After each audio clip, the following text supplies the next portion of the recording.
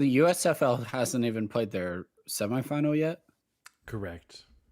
Yeah, it's this weekend, I think.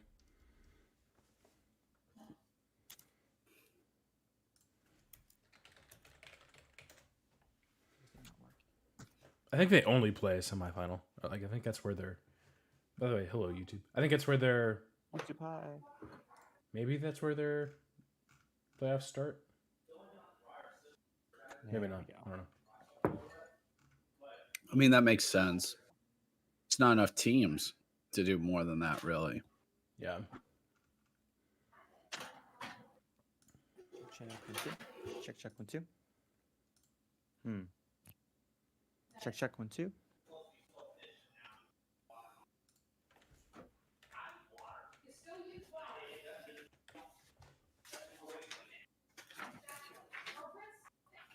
Let me just boost that a little bit. Okay, I should be good.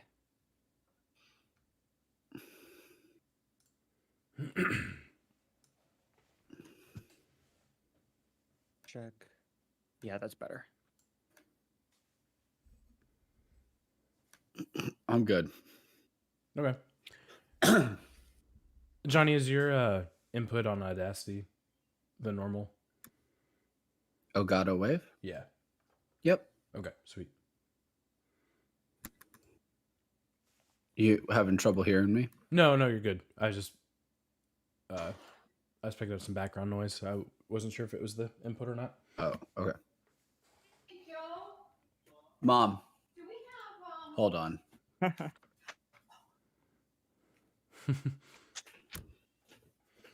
I mean, I can edit it out. Not a big deal. I just thought I'd make sure it was not the okay. input. They just forgot. No, you're good. All right, I think I'm good. If you guys are, I didn't. Yeah, I'm ready. Obviously put a lot of effort into the show notes, but I figure we can just kind of ping pong around it. Oh, we'll be fine. I mean, that's what this time of year really is, anyway. So yeah, we'll be fine. Yeah. All right. Sounds good. Check. All right, I'm good.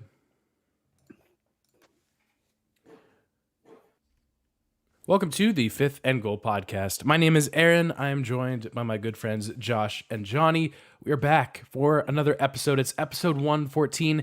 And I say good friends Josh and Johnny, but last week you guys co-hosted the show. I was gone on vacation to Hawaii.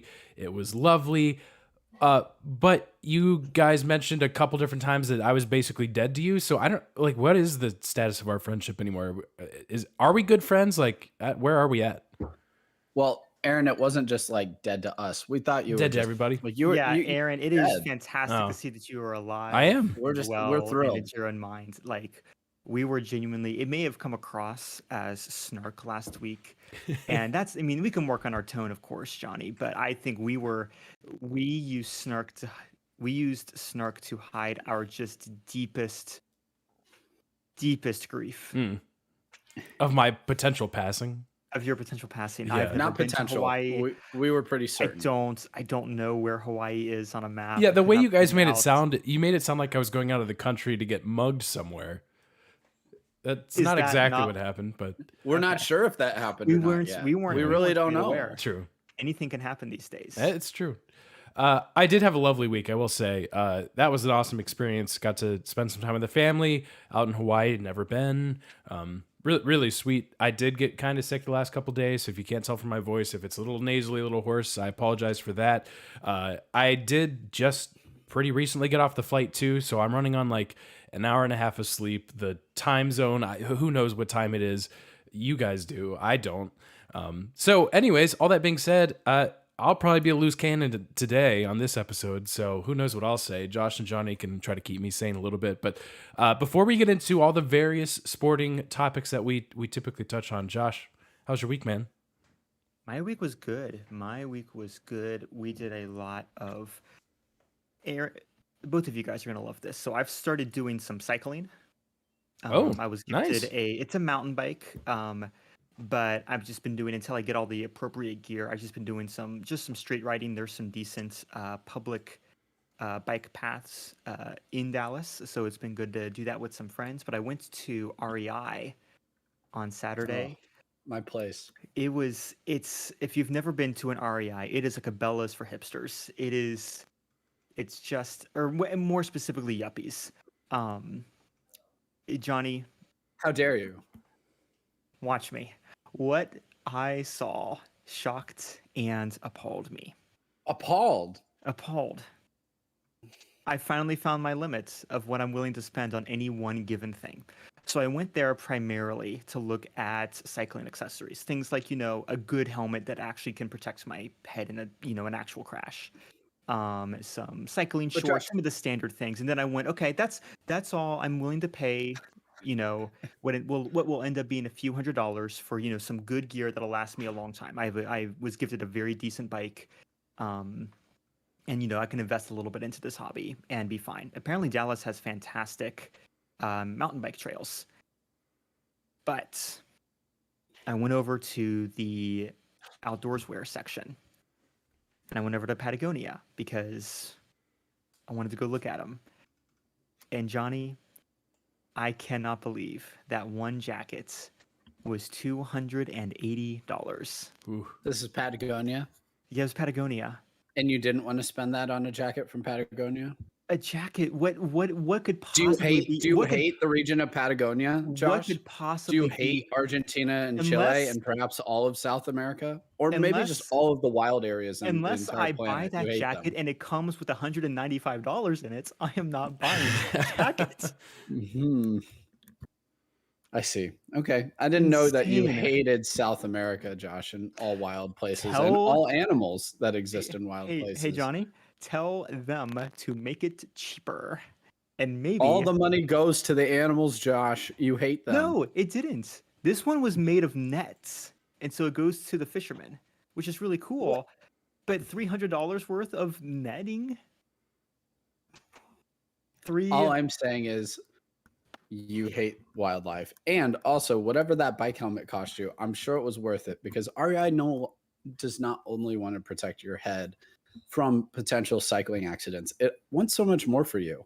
There's probably a head warmer in there, perhaps an air conditioning unit, maybe even cup holders. And how could someone turn down a bike helmet with cup holders? You're thinking of that beer helmet you see at football stadiums. That is not what they sell at REI Co-op. These freaking hipsters. I went in genuinely. It was an episode of Portlandia in there.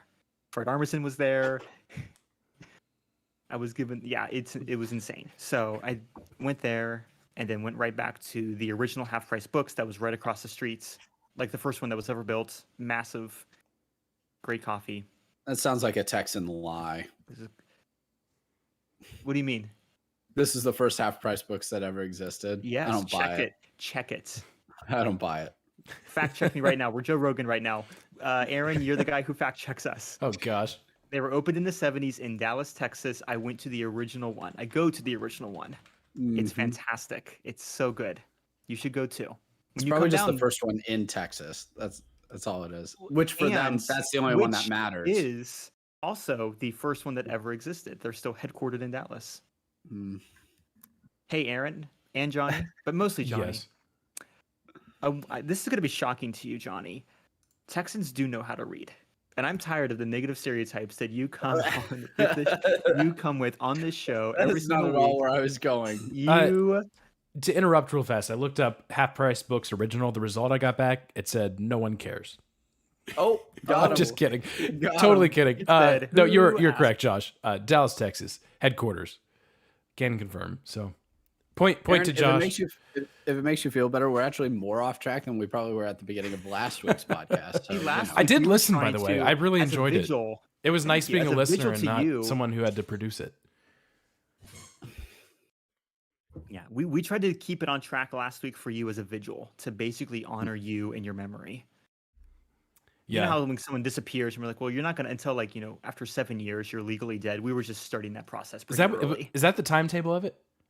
Isn't that one 7 guy? years. 7 years? Maybe it's 10. I don't know. If you are no contact, you are like, Oh, okay. there was a guy, I mean, Johnny would know this better than I would, but there was a guy who How would I went know this to, I believe there were some observatories down in South Africa back in like the 1800s, and he was going to go observe an eclipse. By the time he got there, it was like delayed, so he had just missed it. But if he waited another Oh. 5 years, he could go over to India, and there would be an eclipse in India. Mm. So he went there, waited 5 years. It was cloudy that day, so Oh, Oh, sucks to suck. that's the worst. see, This is that's a total of different, this is man. like a total of like 10 years. He goes back. Yeah. His wife had remarried. They had split his Oh, inheritance because legally he was dead. no. Yeah. He couldn't Wow. send the letter back. I mean, I know it's the 1800s, but they had letters. I mean, I shoot. don't know if he ever thought to write. I'm following this guy who's running the entire length of Africa. I mean, they could have given him the letter. He would have gotten there He would have gotten it. sooner than 15 sooner. years. Oh my gosh. So Should have just Yeah. stayed in India, man. should have just stayed. Vsauce taught me that one. Thank you, Vsauce. Oh, nice. Johnny, how was Aaron, your I've week? seeded how I'm doing to my conversation with Josh. That's how I'm doing. That conversation is how I'm doing. He's doing angry at me for apparently hating all of South America. Yes. Yes. He hates wildlife and all who inhabit it. Yep. All right. Well, You know what's just as good for the environment? That good old fashioned Ozark Trail, which is where I'm going right after this. oh, very nice. All right. Well, Josh, you're the normal segue person. Segue us into sports. Good luck. Well, just like the back and forths that happen in a conversation, so too did the Phoenix Suns back and forth with Players. Bradley Beal Good to a one. degree. There Yeah, it is. I like it. Well done. Excellent. Yeah, that's one of the news. We're Richard just going to be Beal. jumping around to different things that happen because, as Johnny mentioned before we started recording, tis the season for just kind of random topics jumping up and here and there.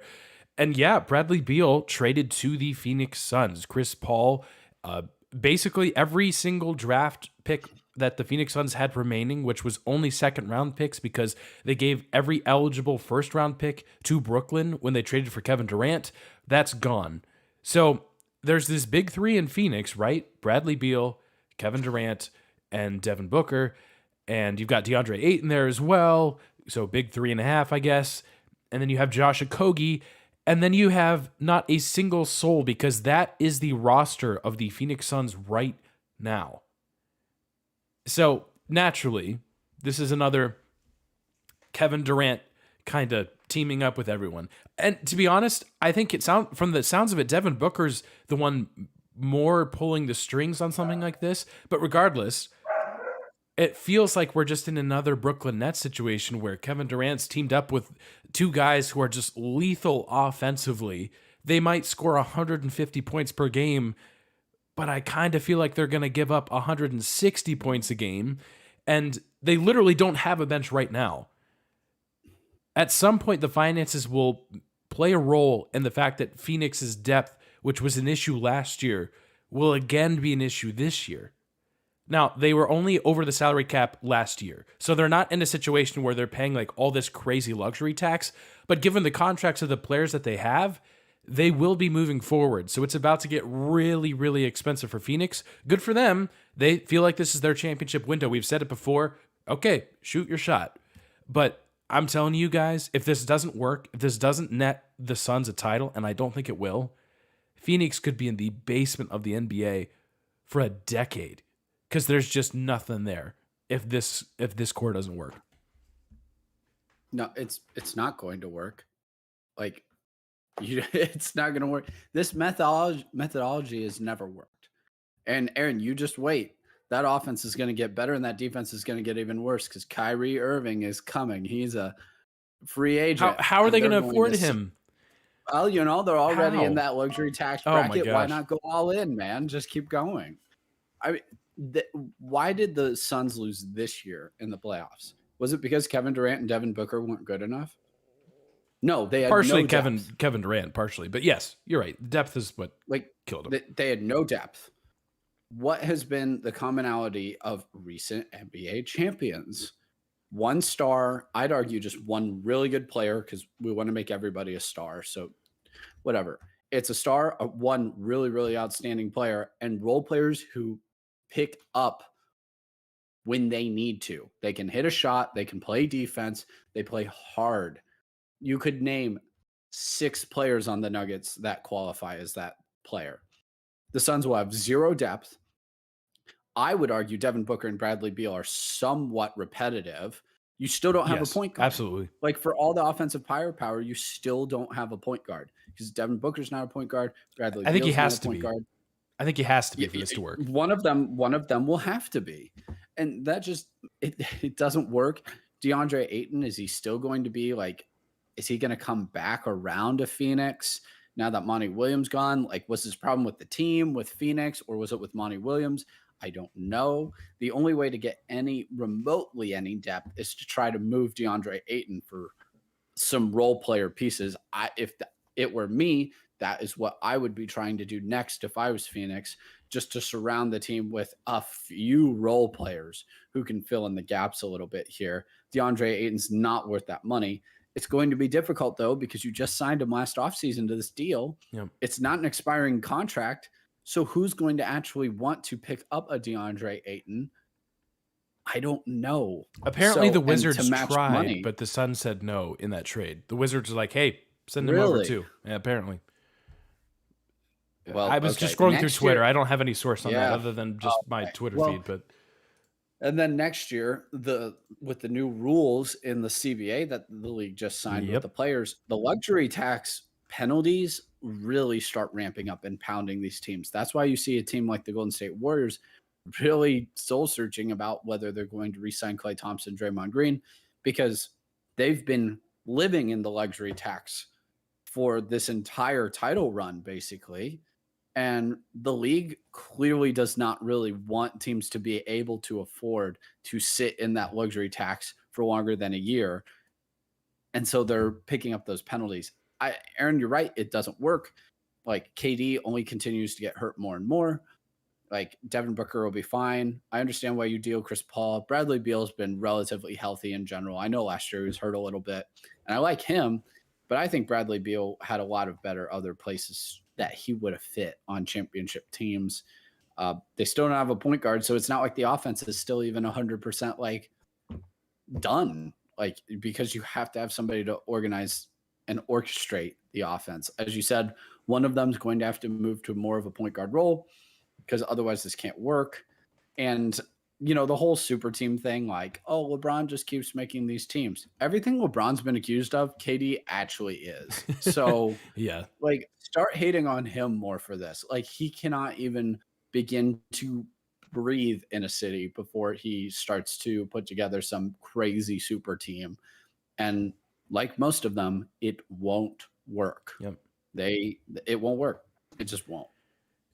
We talked about this, I think, even when this current Suns team was formed. We talked about it when Brooklyn was trying to form their big three. Look at the teams that have actually won a championship. The Nuggets, congratulations to them. I think they won it on Monday night. So right after you guys recorded, they won the NBA Finals. Yeah. The key players on the Nuggets, Nikola Jokic, drafted by the Nuggets during a freaking Taco Bell commercial.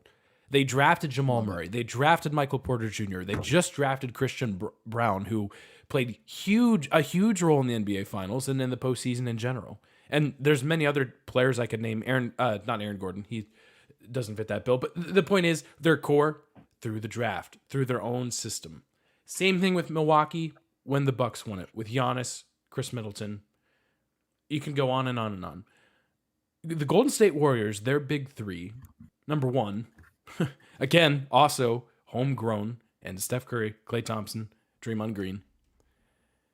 But the Golden State Warriors, and basically any team LeBron puts together, that's not the rule. That's the exception. Because you're taking LeBron, the best player on the planet, for basically a decade.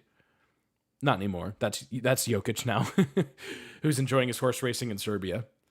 Or a Golden State Warriors big three that was formed naturally with one of the most brilliant coaches, one of the most brilliant shooters ever. Those aren't the rules. That's the exception. Everyone else trying to just compile offense and weapons, it's not that simple. It's not that simple as just say, hey, buddy, I like your game. Let's play together. Let's win a title. It just doesn't happen that way. It hasn't for the last 5 years.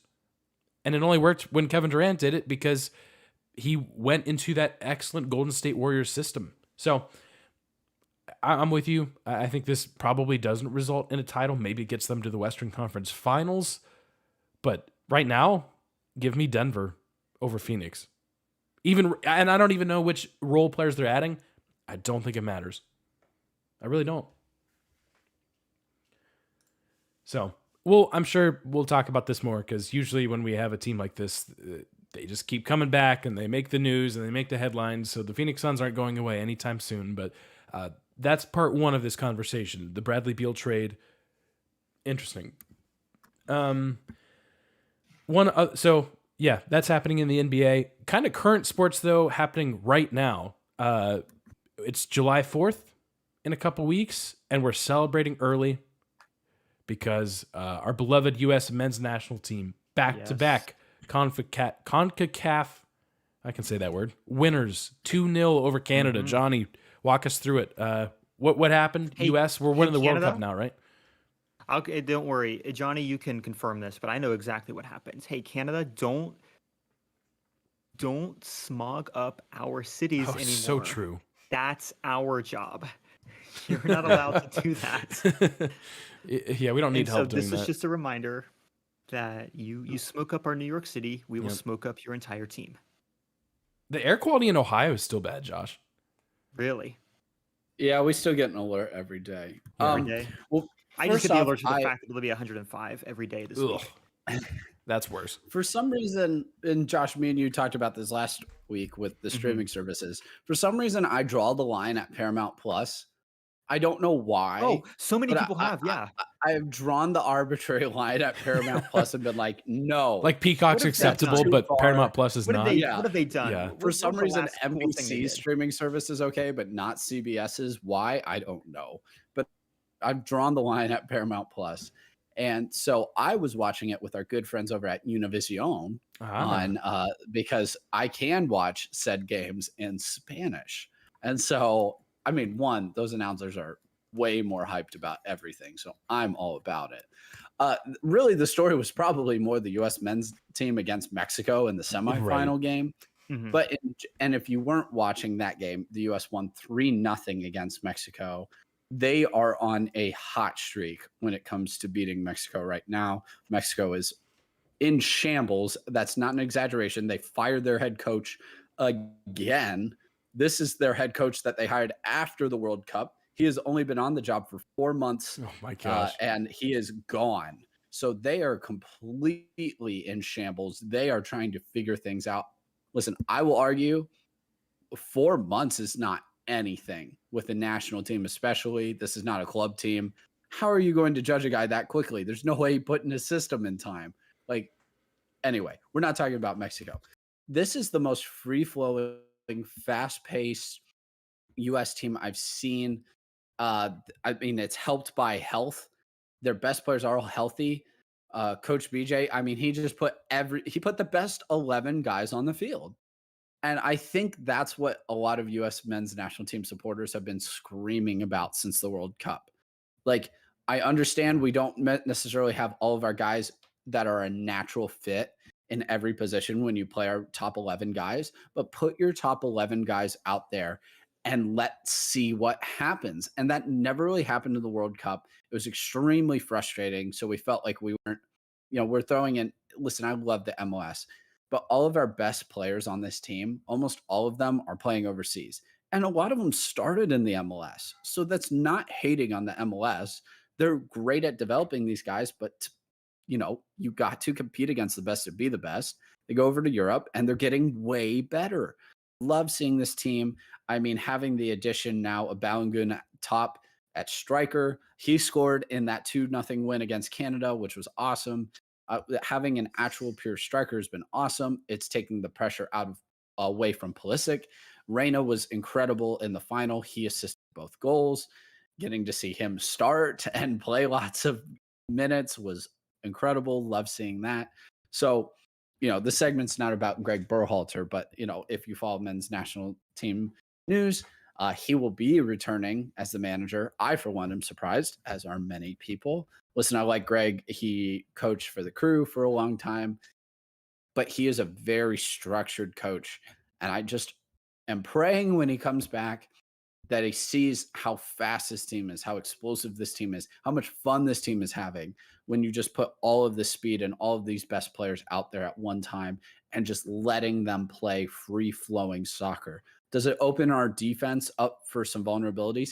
Yes. But the strength of this team is in the midfield, and you need to utilize that. So I'm hoping there's a little bit of a change of tactics going forward. This team has been incredible. I can't wait for them to continue going. Obviously, they're automatically qualified for the next World Cup because we're one of the hosts, but I can't wait to watch all of these games and all these tournaments. And I look forward to hopefully them playing some more top tier class. I mean, they just took Mexico and Canada, which are the two best countries other than us in North America, behind the woodshed. So I'm hoping they travel down to South America and get to play some of those countries and get some tougher competition. That's the only way this team's going to be ready for 2026 in the World Cup is if they go down, they play Colombia, you play Uruguay, you play Brazil, Argentina. I mean, you can play the smaller countries down there. They're stiffer competition than us going and playing Jamaica and Trinidad and Tobago. So I really hope that they take that to heart and they go forward with that way. But it was really fun to see them just have no doubt on the field in those games. Last real quick thing. Also, U.S. Federation of Soccer, please stop putting these games in regions of the country that have showed very little interest in soccer. They put it in Vegas where the Raiders play. Well, you are basically begging for Mexico to invade those stadiums, and they were horrible in that game. We're not going to get into that right now. Look up videos. Their fans were about as trashy as they can be. But put these games in the Pacific Northwest, put them in Ohio and Pennsylvania and Missouri, in New England, put them in the Carolinas, Nashville, put them in the soccer hotbeds in this city, Yes. put them a little further away from the Southwest. These fans are crazy about soccer. They love soccer, will fill the stadiums. But for some reason, the Federation is so obsessed with keeping these games in Texas and Las Vegas and Southern California. And it's really, I feel, hurting our team in the sport. So hopefully they actually put this where the regions of the country that really, really care about soccer so that we can support our team as best as we can. And we don't feel like it's neutral or an away game in our own soil. So that's my quick little rant about that. Yes. Hey, another reason to not be throwing them right now in the Southwest, or I guess even the plains, throw it as far north as you can possibly afford. The night of that Canada game in Vegas, northern Texas, southern Oklahoma, kind of that area, was throwing down rotisserie chicken-sized hail. I do not kid. It was visual gag Jeez. on a podcast. It was genuinely like the size. I mean, it was like a few inches across, 5-inch hail. So is it bad that I'm like, that's honestly really cool? I kind of want to see it. It was kind of neat. It was, we didn't get it, but just 45 minutes north of me was getting that. So we don't mess around with that type of stuff. So throw it in the new St. Louis City Stadium. I just went there. It was beautiful. Oh, nice. That'd be awesome. It was great. And it's also like 75 there. So much more normal. Yeah. It might be hotter now, but it's not 105 and humid. So Yeah. please stop putting games down here. Yeah. Well, the rotisserie chicken is roughly the same size as an American football. There's your segue. San Diego State trying to leave the Mountain West to an unknown location, right? Obviously, Big 12, Pac-12, ACC. Big 10, ACC maybe. Who knows? Geography's Yes. dead. Big East. Big East, the conference that bring it doesn't even back. exist in football. Real Big East. Yeah, let's do it. So I don't know if I have a lot to add, but they will go somewhere at some point. Right now, the penalty to leave the Mountain West is $17 million, which, if you have not been following the college football conversation, that probably sounds like a lot of money. And yes, it is a lot of money to me or to you. But for a university trying to leave their conference, not too shabby. Consider that the Trying to get ACC ahead, schools trying to leave have to pay about $130 million to leave. And that's based on the grant of rights, that's legal stuff, blah, blah, blah. the point is, San Diego State has said, "Hey, we'd like to leave." They requested from the Mountain West, just kind of concessions like, "Hey, can we leave earlier than we're scheduled, or than we could be scheduled to leave? Would you waive some of the fees?" The Mountain West basically came back and said no, which makes sense because I'm not sure what incentive the Mountain West would really have to make it easier for San Diego State to leave. But bottom line is, they're moving somewhere. Obviously, it's kind of football driven, but consider that San Diego State was in the national championship in basketball. So they're going to be a key piece in whichever conference they go to from a basketball perspective. They're usually pretty good in baseball. So just throwing that out there. Maybe Big Ten. I mean, the Big Ten's already got USC and UCLA. The recruits that are visiting USC, by the way, are wearing USC jerseys with the Big Ten patch, and it will burn your retinas. So be careful. But anyways, I don't know if you guys have thoughts on that San Diego State thing, but just throwing that out there as kind of a little tidbit piece of news. I will say, I think it makes sense. I think we talked about this last week and it's just becoming more increasingly so that the Big Ten and the SEC are going to become the NL and the AL. They're going to become the NFC and the AFC. Will that happen immediately? It'll probably take some time, but I think some of these teams might be starting to see the writing on the wall. Yeah. And San Diego State doesn't have like a bad program necessarily. No. But the Mountain West could be perceived as weak, especially, I mean, with the Pac-12 kind of doing what it can to stay afloat as well. This is not, I don't want to say rats jumping off a ship because that's really demeaning to these teams, but I think there's a very clear cutoff point for some of these teams and some of these conferences where it's going to be too late to continue to exist in a way that they want to exist. So I'm curious to see where they go, but I think we're gonna see a few more of these teams jump ship without even knowing where they're going and just going, we got to go somewhere. Hopefully someone can pick us up. Yeah. My favorite part was that San Diego State was like, "Hey guys, we're going to be leaving soon." And the Mountain West basically said, "Oh, okay, you left. Well, here's our exit fee." And they're like, "Whoa, wait, like we were just giving you a heads up." And it's like, no, it's basically giving your boss No, a I'm 2 breaking weeks up with notice you. and him just saying, "No, you're fired. Like you can't quit, you're fired." And and why that matters is San Diego State doesn't want to just leave the conference right now, because if they don't give a year in advance heads up, they owe significant more money to the conference for leaving. So, and of course, they want to play this coming football season in the Mountain West Conference. Right. One of the issues is for them to give that year heads up to the Mountain West Conference, I believe is within a month coming up now. And the Pac-12 said that they're not going to add additional schools until they have a new media rights deal. Well, it doesn't look like that's probably going to get done in the next month. So San Diego State is put now in a very precarious situation, if you will, where they basically told their conference like, "Hey, we're leaving. We will be leaving." And they're like, "Okay, good, go." So there's a lot of hesitancy and issues here. And like, what will San Diego State do at the end of the month? Will they just go ahead and tell the Mountain West, "Hey, we're leaving"? They're going to lose all their leverage and going to other schools. I mean, other conferences. It's just a very hectic situation now for San Diego State, who probably thought the Pac-12 deal would be done by now, and they would already be picked up, as it's appeared that they've been first in line for the Pac-12 this entire time. So that'll be interesting to be able to see like what happens there. The Big 12 has actively talked about getting into the final time zone, as in the West Coast. So well, I don't know. I don't know what's going to happen. SMU's thrown in here in this little bit too as well. It's just going to be wild to see what happens with the Pac-12. It's not, in a sense, it feels so hard to see that they don't go like have a media rights deal before the season starts. But I think it's a very real possibility they somehow still don't have a media rights deal happening. And then this conversation is going to spill over into the season. And I mean, we might have conference realignment going on in season for like the first time really ever. Most of the time, this all happens in the postseason, off season, and I think this conversation is going to drag on for the next calendar year.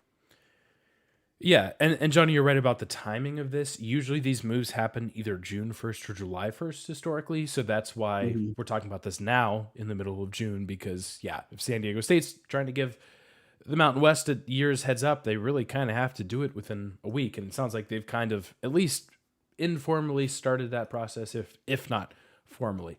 Real quick, before we leave the college football conversation, I've got a real quick straight to jail for our good buddy Nick Saban. We might honestly may have put him in jail for this already. I don't understand it. It's just some sour grapes from him.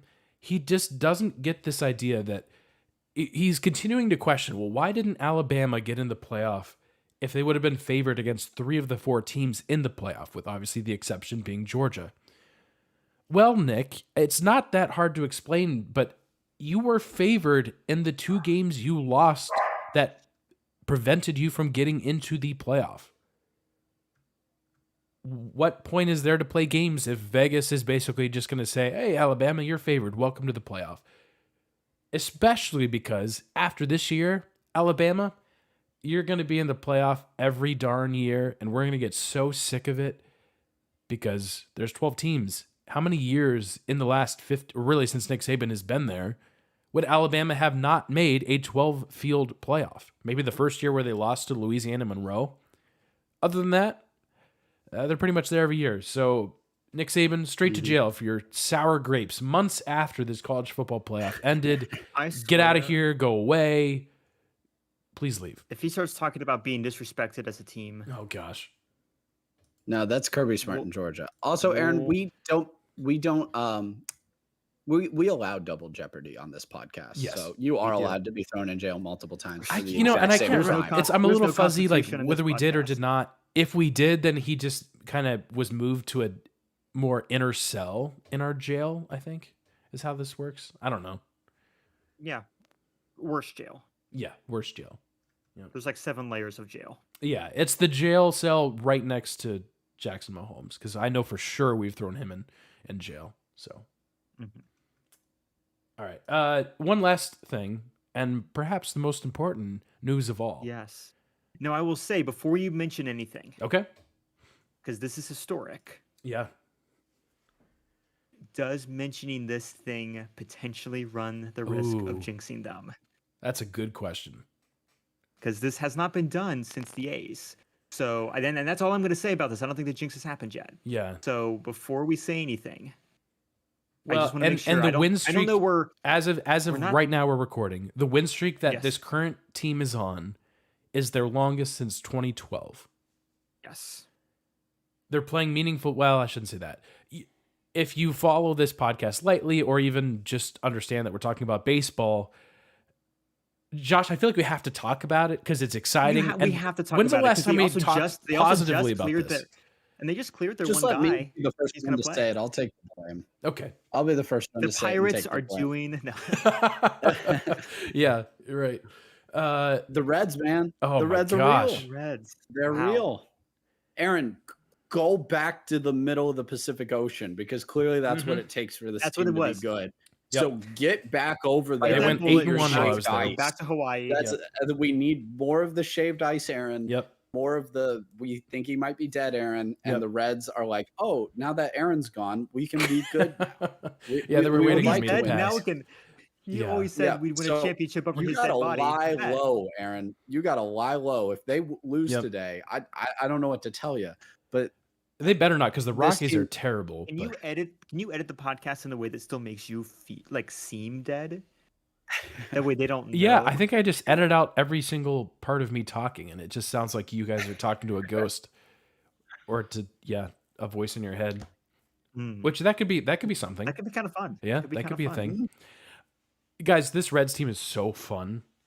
Right? Josh, I'm glad you brought up the Oakland Athletics, because that's a whole separate conversation. They are officially moving to Vegas. We'll talk about that some other time. Oh my gosh. Did you guys see that protest, by the way? Yes, the reverse boycott. Reverse boycott. Well, did you see we're rabbit trailing, but that's fine. Did you see Rob Manfred's response to the reverse boycott? No, I didn't. This man, it was a load of barnacles. Yeah, this man. Now, he's not wrong. I'm not sure you should say this as the commissioner of baseball, but he said, essentially, congratulations, Oakland. You achieved an average crowd this season in Major League Baseball. He's not wrong, because that He's not was the wrong. numbers. I just don't know if that should be coming from the commissioner as From your the team is commish. leaving Oakland. Wow. So, anyways, but I'm glad you brought up the Oakland Athletics because you're talking Moneyball. That's kind of what's happening here. It's just a little different. The Reds have just struck a gold mine with their farm system. Every single rookie they've called up, and they've called up a few this season, have just been tremendous. And none with more superstar potential than Ellie De La Cruz.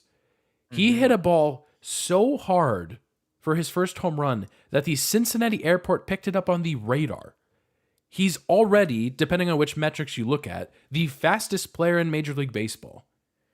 He basically legged out a single on just a simple ball hit towards the second baseman. He is electric. He is energizing this team. They are rallying around him. And oh, by the way, the Reds just got back Joey Votto. And look, I don't know what Joey Votto is going to offer at the plate. Probably not much. The man's 39. I love him. He's a Hall of Famer. I'm not expecting him to do a lot. I'm hoping that he ends up just kind of getting platooned against right-handed pitchers. Yeah. We'll see what happens with that. Even if Regardless, he's you're adding 2021 self, that'd be great. Yeah, exactly. He had a great 2021 season. 2022 was rough. Injuries. That's the reason why he's just now making his debut this season on June 19th.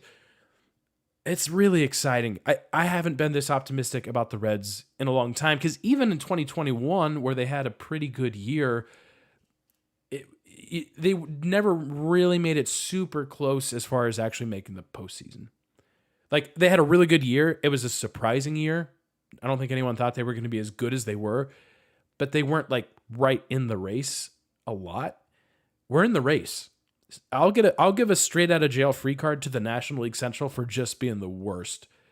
The Reds are, I think, as of right now, the Reds are a half game out of first place in the division. They're like 4 games out of the wild card spot. It's going to be way easier for the Reds to just win the division than it is to actually get a wild card spot. That's how bad the National League Central has been. The Cardinals are the worst team in the National League, which that's awesome. As a Reds fan, very, very excited about that.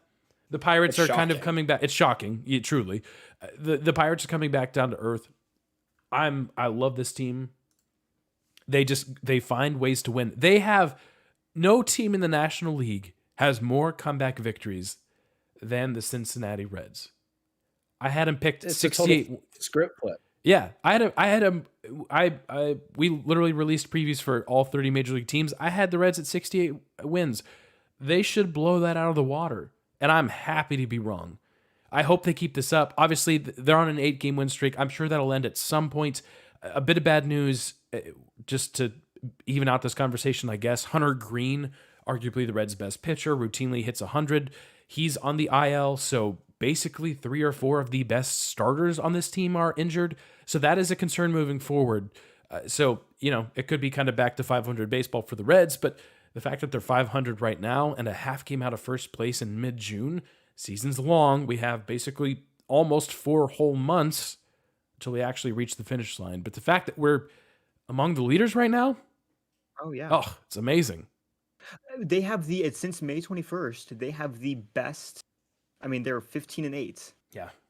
And like you said, with their farm system, they got more guys. I was looking at I just lost his name, but AAA guy Christian Encarnacion Strand. Oh yeah. He's the next guy. Next guy coming up. 17 homers, 355, 423, 709, like insane. Yeah. By the way, the Reds just hit a leadoff home run, Kevin Newman. So keeping the good vibes rolling. We'll see how this game ends. But yeah. Aaron, and I will say this, I actually don't really want them to do anything at the trade deadline. I actually don't want them. That might sound like a hot take as a Reds fan that's basically been begging for the front office to actually have a plan and do something. Okay, this is the plan now. Found it. Yeah. Like, this is the youth is the plan. I don't really want you giving up any assets. Honestly, I don't care if for some reason we butcher the second half of the year and don't win the division. That's fine. If the Brewers figure stuff out, if the Pirates bounce back, if the Cardinals rise from the dead, that I hate that. But like, this is all about the future. And winning the division and making the playoffs this year would be so far ahead of schedule Yes. that I can live with that happening. We see the potential on this team. We see what they're capable of right now, very small sample size and very young. I don't want to surrender assets that can be used to keep this core together in the future. I want them to hold on to what they have. I want to ride this out. It's one thing if you want to give up some draft picks, but that's never what happens in baseball. They're always giving up prospects. It feels like not really draft picks. So I I want to keep this core together. I don't want to give up any prospects. I know this Reds team is going to ultimately need pitching help. Yep. And that's really what they're going to need to take the next step. Maybe you need to evaluate that in the offseason, but the asking price usually at the trade deadline is far too high. I don't really want them giving up any of their future for this year because we're just seeing these very little glimpses of their future. It's so bright. I don't want I don't want Crawl in the front office to really mess with it. I've already seen far and away more than I ever could have hoped for in this season. Yep. So and the stadium's full. It's full, which is what just drives you nuts with, like, clearly the city really, really cares about their baseball team, and they just they needed something to get behind. They needed to trust that not that this team was just a winner. They needed to see that there was hope. The last few years, there's just felt like there's no hope. Yeah. Much of the last really like 6 or 7 years, it's felt like there's very little hope on this team. You're giving them just a little glimpse of hope, and the fan base has recircled around this team and this organization, and they're ready to ride or die with them. It's so fun to watch. Johnny, there hasn't been a Reds playoff series win in our lifetime. I know. Like, that's how desperate this fan base is. Don't look, good for you, Golden Knights, for winning the Stanley Cup. Yay, congrats. If I hear another Aaron, Vegas will it ever be fan, their time? oh my gosh, if I hear another Will Vegas it ever fan, be like their 6 grueling years, get out of here. Go straight to jail, Vegas fans. Yeah, absolutely. Anyways, I had something I was going to say. Straight to jail. That's so easy. That's Yeah. the easiest jail we might have ever given. Yeah. Oh my! I don't even know what I was going to say. You but- made the playoffs 5 of the 6 years. Oh my gosh. Get out of here with that. Yeah. You made the Stanley Cup Finals your first season. Disrespected. We Yeah. might be salty Blue Jackets fans here too. That might be seeping in a little, but still, our point stands. You're not long suffering. You have no idea what the rest of the country is. Ever since we became except a for team, Boston sports. Ever since we became a team and immediately got to the playoffs, people have been so mean to us. No one's ever thought we were good. Oh gosh. I'm so over it. I will say this. We're getting more of that, guys. You spoiled Vegas fans. Ugh, gross. Yeah, the next thing, the first year, the Las Vegas Athletics, 1 year goes by. Oh my gosh, what a grueling year of baseball that was. What a Well, they're going to be terrible. This team is terrible. Yeah, but yes, they are currently just horrendous. I'm curious if once they make that move, will they spend more money? I would think I so. know, he's always been cheap. He has, yes, and he is literally a billionaire. And that's where I want to wrap up this Cincinnati Reds conversation. I probably need to give from this point on, because of what the Reds have done with building this farm system. Again, some of it through the trades that we gave them so much grief for in last season, when it seemed like they were mailing it in by trading Jesse Winker and trading, Eugenio Suarez and not even trying to re-sign Nick Castellanos. Number one, those have all worked out because none of those, well, Suarez has been okay, but for the most part, the players that were all-stars on the Reds didn't really outside of Castillo's been really good for the Mariners, but for the most part, they kind of flamed out. Like Nick Castellanos had a really good year for Cincinnati and hasn't been the same player since for Philadelphia. So I need to give them the benefit of the doubt more because of that, and also because of the talent they've accrued. I still have a concern that when it comes time to pay these players past their rookie deal, Jonathan India being the first player that is basically due that the front office is going to say, too much money. No thanks. Yankees, here you go. Dodgers, here you go. Padres, Jonathan India, here you go. the captain of our team. I still have that fear, and there's nothing that the Reds can do right now to quell that fear other than actually pay the man when it's time. Because the core is here. Even if it's just a couple months picture, the core is here. I think we can say that now. Oh yeah, They're having fun Aaron, playing together. It's awesome. I have underestimated Nick Kroll, the GM. Yeah. He deserves a ton of credit. I still hold my judgment on the ownership, as exactly what you just said, because GMs in sport in professional sports often get far too much blame. They are given, the checkbook, and they're only allowed to spend what the ownership gives them. Correct. Like, they can't print more money. If the owners won't give them more money, they can't spend it. And again, the whole baseball thing, there's no cap really. No sport is that more important, that you're not a cheap owner. So Nick Kroll deserves a ton of credit for being given very limited resources, being able to turn a rebuild around what I expected to take at least another 2 years probably to get to this, even just this point. So he deserves a ton of credit. But I am with you. You get to a trade deadline. Let's say it's next year. This team, is really, really pushing hard for the postseason. They look like they could be a legitimate threat. I won't even use the word contender, but threat. There's pitching help on the market at the trade deadline. Yeah. Will you be willing to pull the trigger? Will you be willing to pull the trigger to take a risk? Or more importantly, what you said, sign these young core players that you have and keep them in-house? I severely doubt that. Yeah. But I'd love to be proven wrong, as I have been this season. I would love to be proven wrong. Please continue to prove me wrong, Reds. That would be wonderful. And it's one of those things, too, where you're just going to have to find that short window and capitalize on it like the Kansas City Royals did back in, 2014, I think? Where a lot of it was homegrown, and it just clicked, and they went to a couple World Series and won one of them. The window's short for teams in small markets, and that's not necessarily because of ownership. It is a little bit, but that's more just because of how baseball is structured with no salary cap. Look, if the Reds are still this good in a month or two, we'll still be talking about it. I also want to point out, since we're talking about baseball, one real quick thing, and then we'll move on. The Los Angeles Angels are 41-33. Shohei Ohtani is just unbelievable. He leads his team in basically every category, both pitching and hitting. Right now, if the season ended, the Angels would be in the wild card, and the Houston Astros, because they got swept by the Cincinnati Reds, would not. And that is very exciting. So Angels, keep doing your thing. Texas Rangers, they're having a tremendous season. Josh, that's obviously the team right next to you. So I hope that they keep it rolling out there. Texas was kind of my hot take that they could be good this year. I didn't think they were going to be this good, but they have been. We'll take it. So we will take it. Yep. All right. So Long that's way to go. Yes, absolutely. So that's a little bit of a baseball overview. I know we hadn't talked a ton of baseball recently, just with all the NBA and NHL and everything else happening. I know there's things we didn't even touch on.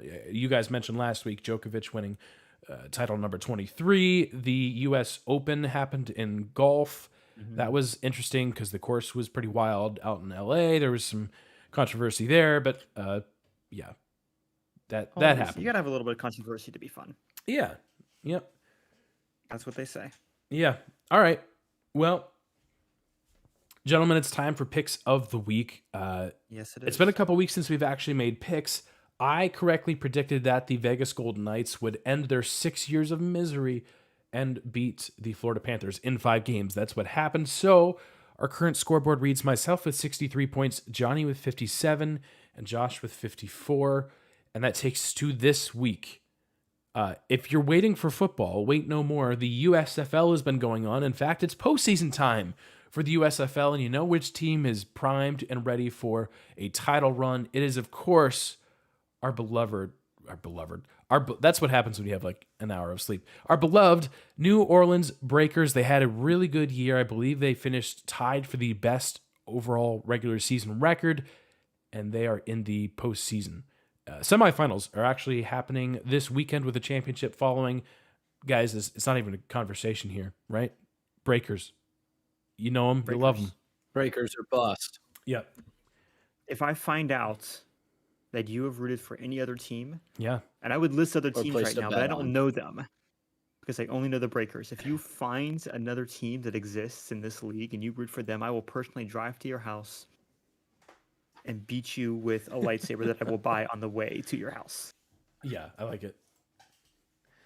And I'm not buying one of those cheapies that'll like break out after like one hit. I'm going to Disney and I'm buying one of them big ones. Right.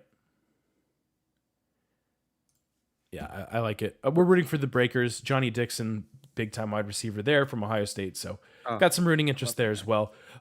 Real quick before we move into what we're following, Mike is joining us on YouTube, and he asked, "What are your all's thoughts on the New York Yankees falling apart?" Going back to our Major League Baseball I'm discussion. loving it. Great that- job, is- guys. is- Keep it up. Yeah, we're just looking for. I mean, I'll start off with this. The Baltimore Orioles have my favorite logo in all of Major League Baseball.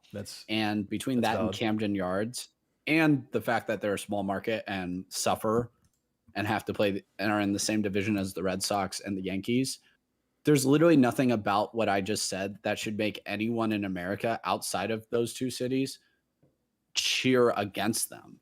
Like, the Orioles are amazing. They're having a great year. Also, everyone in that division would win the NL Central or the AL Central this year, but that's okay. Yeah, I'm loving the Yankees suffering. I love that the Red Sox are having a down year. That was expected. And I love that this division is in a Tampa Bay Rays and Baltimore Orioles stranglehold. That is outstanding. So thank you for bringing that up. I like talking about the suffering of large markets. Yeah. Give me 1 second. I was trying to find a tweet that I saw earlier that was good about the Yankees. Can't find it. Where did it go? Aaron Judge is still having a fabulous year. Oh by yeah, the way. he's on pace to do what he did last year. The issue with the Yankees, I will say this, and this isn't news to anyone who follows the Yankees or baseball closely. When's the last time they really had a whole lot of homegrown talent? Correct. Well, I believe Judge is theirs. Yep. But obviously it's baseball. You have to have several players from your own farm system. Even if you're the Yankees, part of the reason why the Dodgers have had such sustained success is that they don't have to pay everyone. They let guys walk away because they have other great prospects coming up that they're ready to insert into the lineup, and they're not paying all the money in the world to. It feels like for the Yankees, just to get average players in positions, they have to go raid other teams' starting positions, which means you're paying a premium at every position. And even the owners of the Yankees only have so much money that they want to spend. It's not necessarily always how much money they have, but how much money they're willing to part with for a winner. And it gets old after a while when you're paying hundreds of millions of dollars to players who are, frankly, just above average.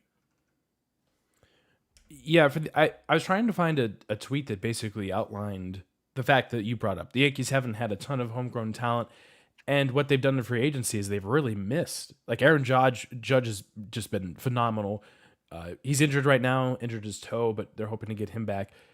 At the end of the day, I couldn't find the tweet, but it was basically, they could have had, I don't know, they could have made a bigger run for Carlos Correa at shortstop. Like Anthony Volpe, they're assuming he's going to be kind of the future, but that has not materialized. He's currently batting under 200. I get it. It's a tough division for sure. But at the end of the day, the Yankees are just old and injured, and that's been their Achilles heel for like 5 years. Like some starting pitching in there is falling apart in the postseason, but old and injured, like to a certain extent, it's as simple as that. Like Josh Donaldson is just not the answer anymore. I'm sorry. So yes, and Mike correctly points out that the Boston Red Sox absolutely destroyed the Yankees 2 times this weekend from historic Fenway. So yeah, Mike, thanks for that. Hope you enjoyed watching that, assuming you're a Red Sox fan. All right, gentlemen, it is time for what we're following. I can start because on the same topic, just a real quick note. I'm not sure what the overall consensus is on baseball rules, whether fans like them, don't like them. Like if you interviewed a fan, what would they say?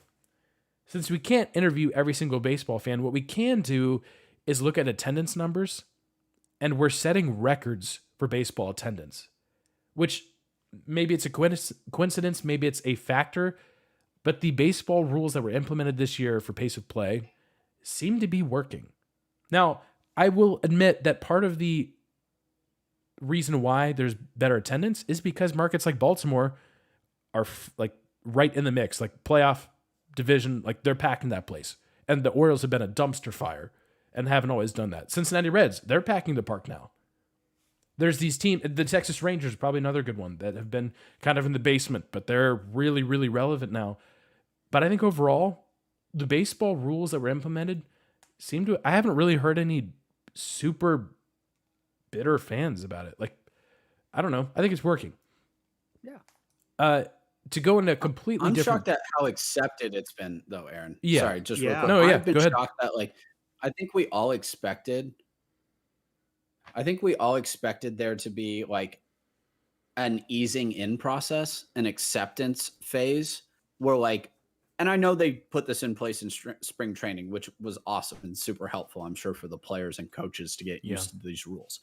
But I expected there to be news articles those first few weeks about this is ruining baseball. It's the end of the world. You know, all this baseball and golf have these purists that are difficult to deal with at times when you change what's on the lunch menu. And so I'm surprised at how seamless it's felt. And I think it's just because it's been unanimous in how much better this has been for the game. I don't even think it's necessarily just about pacing. I think that's helpful for the fans, but there's more action on bases. Yep. And I think the more action is actually the bigger story than shortening the game. There's more going on in the game, and that's great for baseball. There's a lot more ways to score runs. There's a lot more ways, therefore, to win games, and that's a win for everyone. Yeah, that's a good point. Stolen bases are way up. Like Ronald Acuna Jr. already has like 30.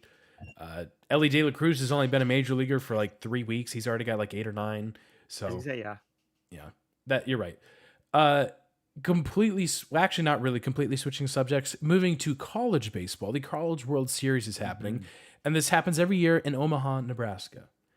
Now there's this quaint location in Omaha, Nebraska, called Rocco's. And what they do at Rocco's is they have a board that is titled the Rocco's Jello Shot Challenge. Now, before I get into this, don't hear this and think that I condone people consuming this many Jello shots. But basically, every team competes, or really, in reality, the fans of the team competes to see who can buy or purchase the most Jello shots. And pretty stiff competition without being too stereotypical, but perhaps without too much surprise. The teams in the SEC, like the LSUs and the Tennessees and you name it, the Floridas, do pretty well in this competition. They are well versed in the consumption of such objects. LSU was in a fight. They were down. And then in walked Todd Graves, the CEO of Raising Cane's, one of my personal favorite restaurants. I absolutely love Cane's. And he purchased 4,000 Jello shots, which broke the overall best total ever in Rocco's Jello Shot Challenge history. It broke a Guinness Book of World Records for shots purchased by one person, and it's the most overall by any team. So Todd Graves just absolutely smoked the competition, and that's where we're at on the Rocco's Jello Shots Challenge. But it's pretty wild. The whiteboard has held the standings. Actually, for a while, the team that had the most Jello shots was winning the actual games. So that was just simply correlation. There's absolutely no causation there. But if LSU wins the national title, though, now you know. Now we know. Wow. Johnny, you're on mute. Johnny, I would love for you to unmute. That's my bad. I think there's absolute causation in that correlation. I think that's the only reason they're winning. And by Aaron saying that we do not condone, he's right. We don't only condone it. We encourage said use of Jello Do we though? Do we? No, we don't. No, we don't. Legally, no. Do not Yeah, consume I don't 4,000 think Jello anyone could shots. actually legally recommend that. Right? Just No, for clarification, LSU as a fan base has purchased 21,435 Jello My shots in a matter of a week. It's also just the worst. That's just I don't like Jello shots. Yeah. They're Yeah. disgusting. And also, I don't know Mr. why Graves, by purchasing 4,000, you said, Aaron, Yeah. he did not consume those. Correct. It just Let's be also very for clear about clarification, that. He would that would kill him. The alcohol would kill him. The amount of Jello would kill him. Which is Probably why the we sugar. can't condone this. The amount of gelatin in his body. Yeah. Correct. Yeah. How many ways would you pass away by consuming all of those? That is the only question to be asked. Yeah. Oh my gosh.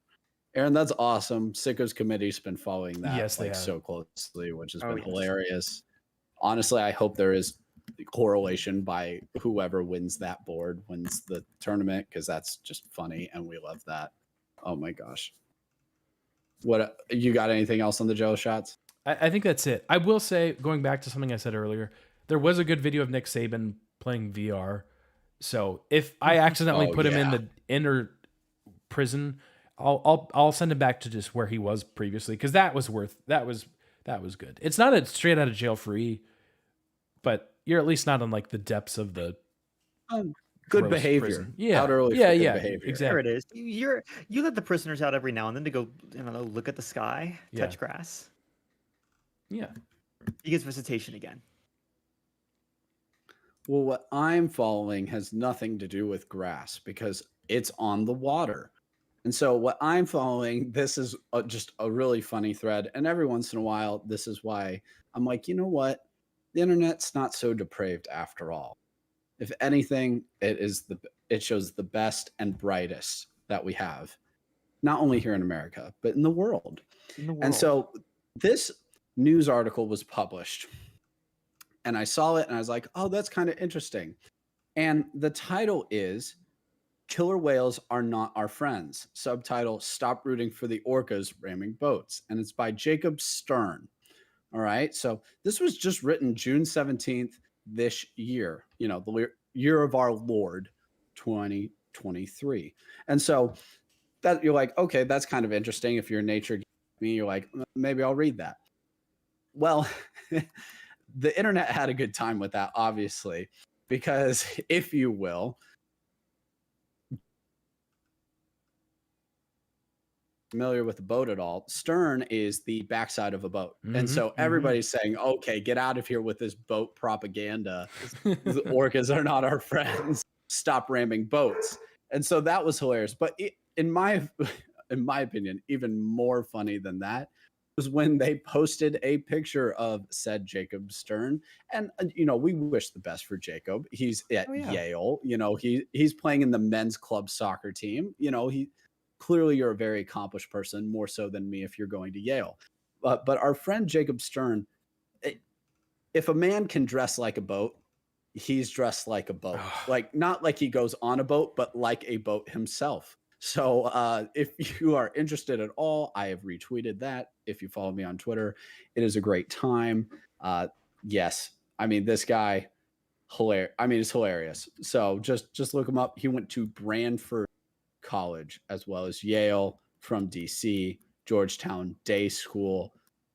It just kind of screams boat.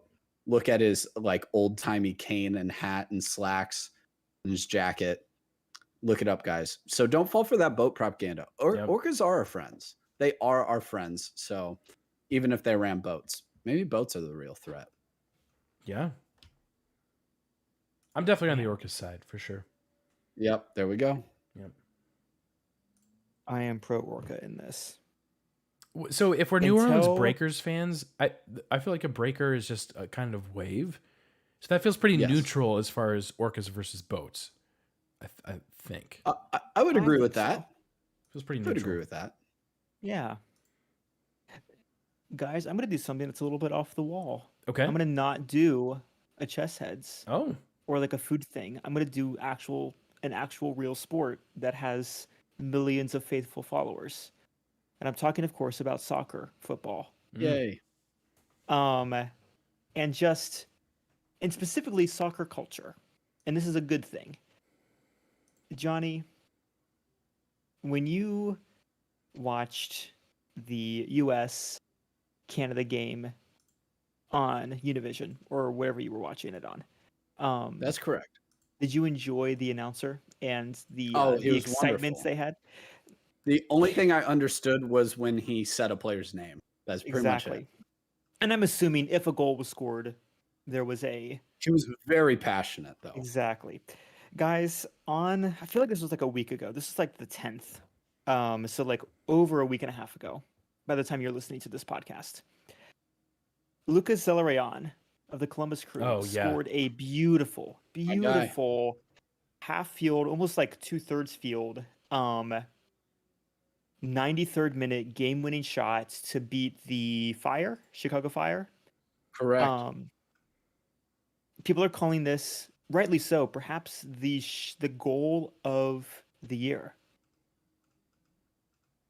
And I will be honest, I'm a little disappointed with the announcing. I don't know what it was televised on, but have you heard the American English television broadcast of this goal? I watched it on Apple TV. Oh, was it Apple TV? And yeah, it was kind of but I also was not listening to the live home After no broadcast. score in the first 44. Yeah.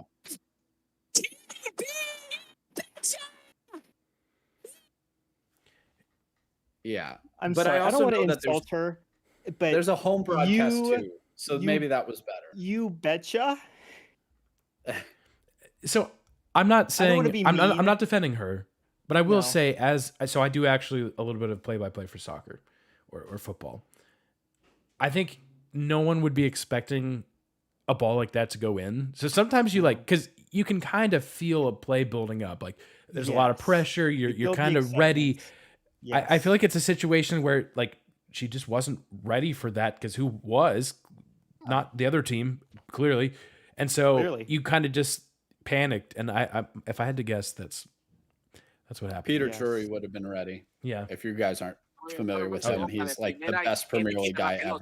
Está Lucas Zelarayan rematando portería. I mean, No. oh, it's so There you good. go. I'm not saying that I they feel need to like hire you can this make guy. up for it afterwards, though. Like if you're Yes. surprised by it, it's like okay, but then after the goal happens, I was gonna start say. yelling. Right. I don't know. Yeah, not, yeah, for not sure. mean to mean that lovely announcer. But one thing that we can work on is I would love to have just a little. I want. There's a cool celebration that happens every goal with a lot of like international football, and I would love to see if we can keep bringing that here to the States. We got some Yeah. Baptist announcers, Josh. That's what's happening. We're gonna Gotta stay we're gonna- quiet. we're getting them out of their shell. Yeah.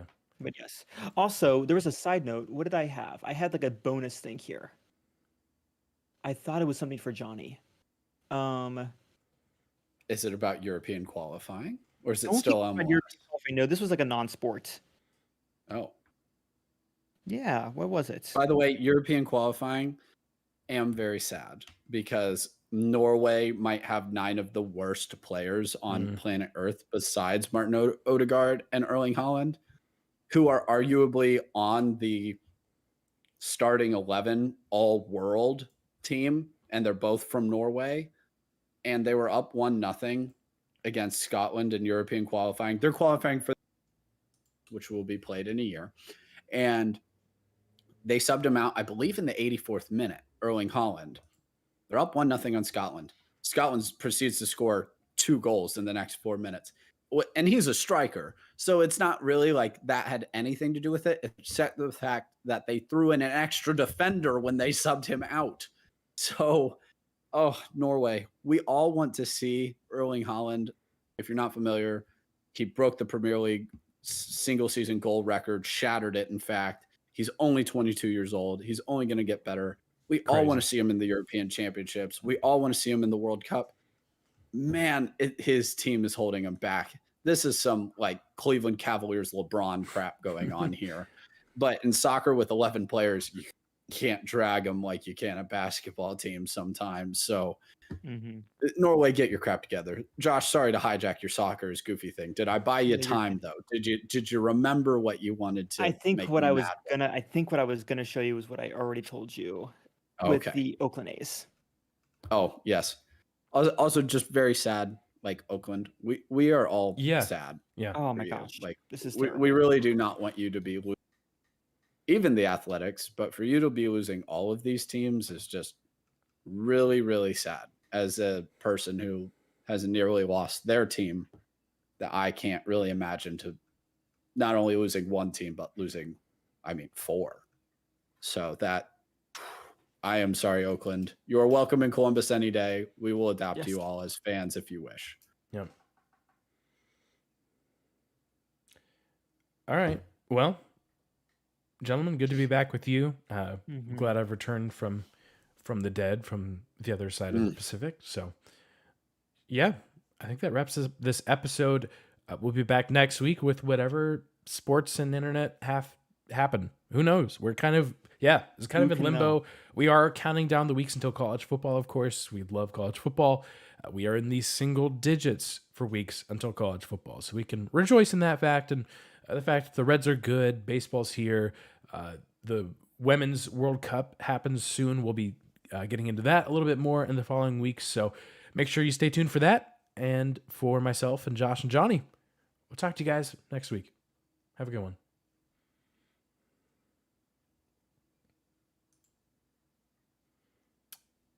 Aaron, I forgot to say the line that I'd been thinking of. I was going to mock Star Wars and say, but somehow Aaron returned. Yeah, like the Emperor. Darn it. Yes. Dang it. I missed my opportunity. Yeah. Mike, thanks for Next hanging out time. with us on YouTube, by the way.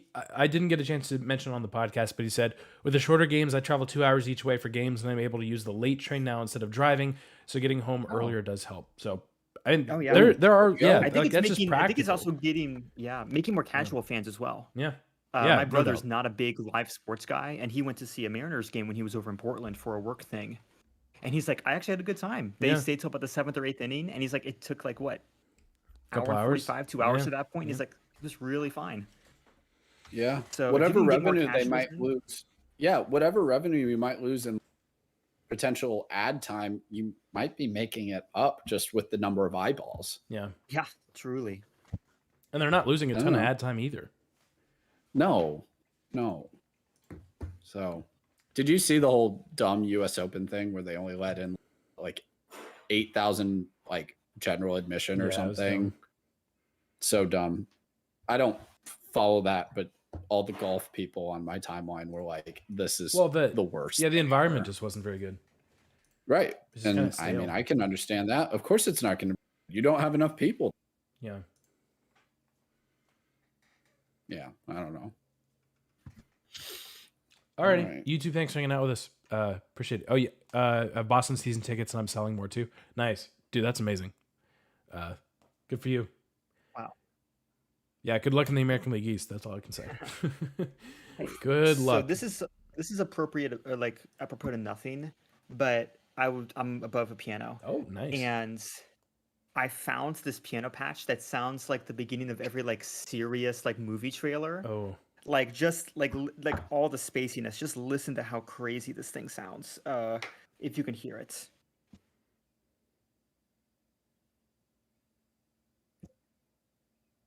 I can't hear it. I can't either. Oh, darn it. I wonder if it's at noise gates.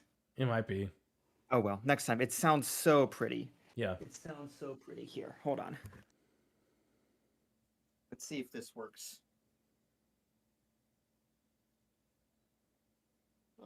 Don't fall.